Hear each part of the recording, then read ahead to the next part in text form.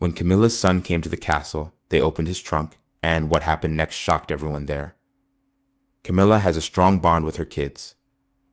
Tom and his sister, Laura Lopes, decided to stay away from royal obligations and focus on their own lives and occupations.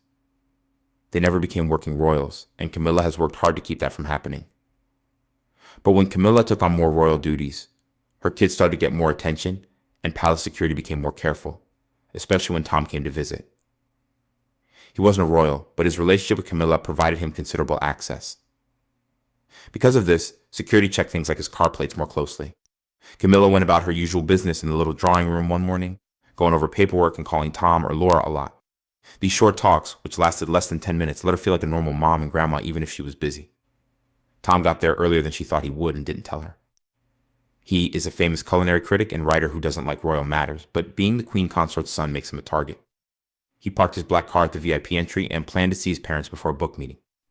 It was warm and friendly inside the palace. Tom smiled brightly at Camilla and sat down across from her. He talked about his new cookbook and the recipes he had tested in a casual way. Camilla listened avidly, happy to get a break from her busy schedule. Things then went in a strange direction. Sergeant Whitmore, a guard who had been on the job for more than 10 years, saw something odd about Tom's automobile. It wasn't his regular car, and it didn't have enough clearance. He noticed that the trunk looked thicker than normal. Whitmore called another guard on the radio, and they carefully looked over the automobile without making a fuss. As news spread, staff in the courtyard knew something was wrong.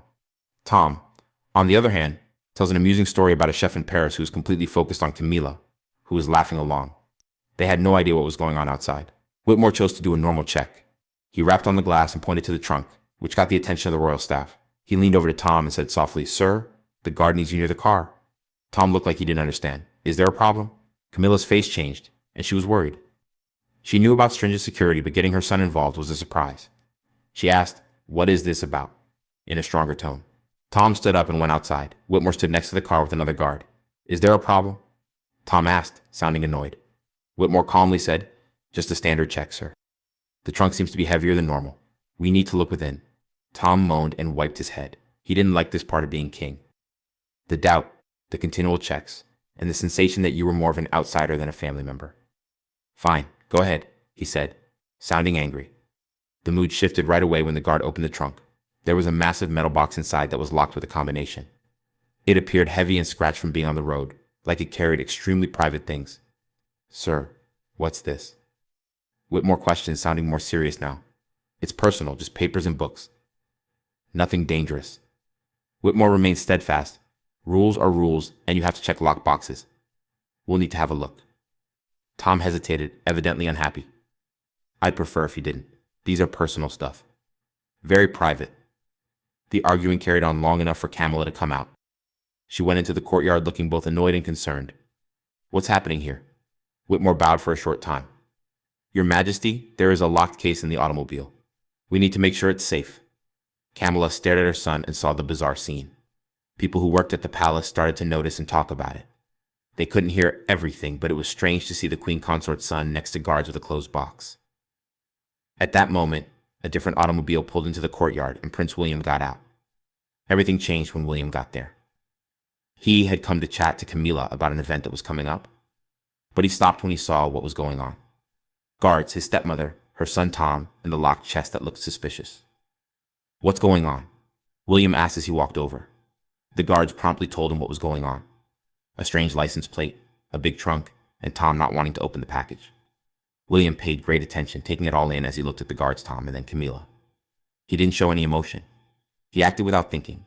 The guards moved back so the future king could take over. It was clear that Camilla was angry. She didn't appreciate William getting involved with her son.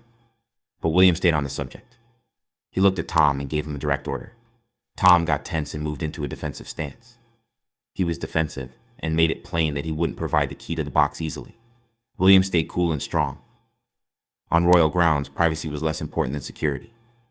Tom needed to show that there was nothing untoward. The disagreement was over after William's answer. The guard kept back and watched as he took the key from Whitmore.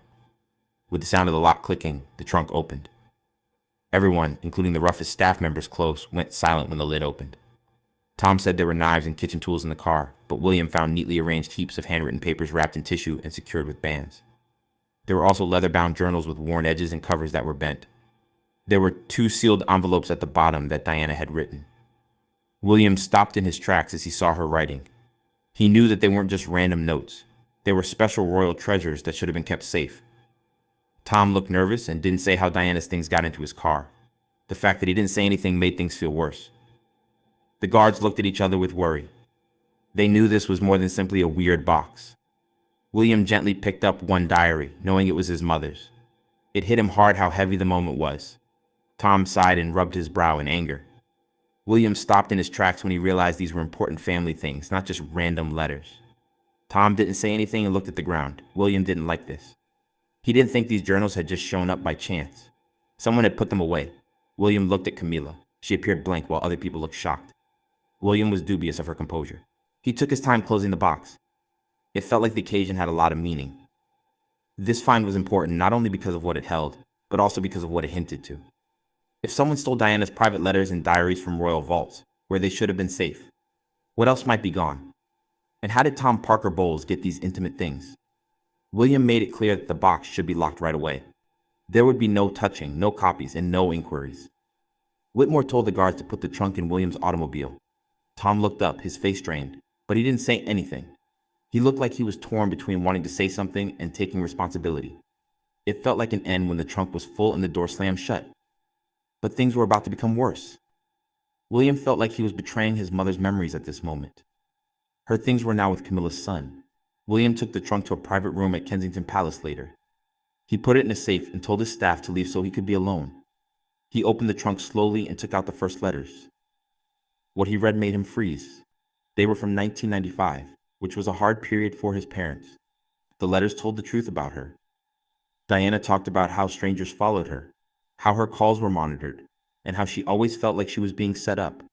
She talked about how Charles was being distant and how Camilla made her feel like she was missing out on her own marriage. Diana wrote about nights when she was alone and cried. Then William uncovered a diary entry that was written months before she died. It scared him. She talked about encounters that weren't recorded, named some persons, hinted at others, and said she was afraid for her life. At the bottom of one letter, Diana wrote something that made me shiver. If something happens to me, it won't be by chance. William leaned back, shocked, and her words hit him hard. These weren't meant for the past. They were cries for help that he didn't know about until now. Tom was alone at home as night fell. He thought about what had happened that day. He felt that the fight in the courtyard had taken something from him, but he couldn't put his finger on what it was. Camilla could feel the issue getting worse. William's attention was pulled to a past that she intended to stay buried by her son's behavior. If William found out how Tom got those letters and diaries, it would make him think a lot. How did they get out of the vaults? Who took them? How did they get Tom Parker Bowles? William had already thought about this. He couldn't shake the notion that this was only the start of a greater problem. He thought that someone in the palace had taken something that should have been safe. The trunk didn't merely show old papers. It revealed a fact that was too crucial to ignore. Someone in the palace had taken something from Diana's estate. William had done something important that even Camilla, the queen consort, couldn't get away from now, that this information was out in the open. William hardly slept. His desk lamp stayed on till daybreak, making shadows on the letters and journals in front of him. Every page made his load heavier. He looked tired by morning, and he left the royal grounds as soon as the sun came up. He locked the box in the safe and then went to his private sitting room, where his aides were waiting. People in Kensington, Clarence House, and Buckingham Palace were already talking about what had happened the day before, even though the news hadn't reached the public yet. The first fallout came swiftly. Security standards said that any strange things found on the grounds had to be reported. The guards who had flagged at Tom's automobile had already written down their notes, and Williams now had them. What began as familial drama was now official and ready to be leaked. William called Sir Clive Alderton, his dad's secretary. At 8 a.m., William told him that the stolen letters and diaries belonged to the royal family and that they had to follow the regulations. Clive asked William if he wanted to deal with the problem privately or in a formal way. William selected both because he knew that hiding the truth would make matters worse. By mid-morning, a small group had convened which included palace lawyers who dealt with earlier problems. They talked about the legal dangers that could hurt the monarchy's credibility. William called his dad, King Charles, who was getting ready for something. Charles paid close attention, but he didn't say much. He encouraged William to be strong and not let the problem hurt the crown. Camilla, on the other hand, was worried. To keep her son Tom safe, she told her private secretary not to talk about what happened. Williams's team talked about whether to call the police or just put the papers away in the archives. He turned down both options, remembering that maintaining secrets had not worked out well in the past. Later, he chose to have royal legal staff question Tom instead of the police. Tom admitted to having the trunk at the meeting, but he wouldn't tell how. His unclear replies made people want to know more. The report was on William's desk by the time nightfall came. William had to make a hard choice that night. You can either push for answers and risk getting into trouble with the law, or you may keep it in the family. Kate asked him what he would do when she came in. He said that not dealing with the situation would hurt the crown, while pushing too hard would hurt their family. William understood that the story wouldn't stay concealed for long once journalists started looking into it. The palace went into crisis mode, making announcements and tightening security around Kensington to stop leaks. A few days later, Camilla was overwhelmed at a meal with King Charles. She talked about how angry she was over the incident. William now had three dangerous choices: hide the problem, tell Tom the truth, or give some information to prove that you are being open. There were risks with each alternative, and the pressure on him to let an investigation find out how the records were taken mounted.